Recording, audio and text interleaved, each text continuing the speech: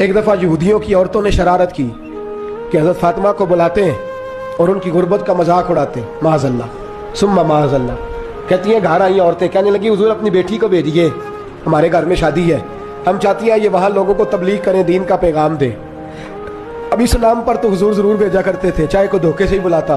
میرے حبیب پاک صلی اللہ علیہ وسلم نے کہا فاطمہ جاؤ۔ حضرت فاطمہ کہتی ہیں ہاں تو کر لی، پر میرے وجود پہ کپڑے پھٹے ہوئے تھے، کئی جگہ پہ پیوند تھے، پر مجھے پتا تھا یہ عورتیں کس مزاج کی ہیں۔ فرماتی ہیں میں نے نہ، حضور نے کہا تو میری آنکھوں میں 2 قطرے آنسوؤں کے آ گئے۔ میں نے کہا یا اللہ اپنے لیے نہیں، تیرے نبی کے دین کے وقار کے لیے۔ یا اللہ یہ عورتیں یہ بڑے برے خیالات اور نظریات کی ہیں، یہ مذاق اڑائیں گی دین اسلام کا، مہربانی فرما، نظر کرم فرما۔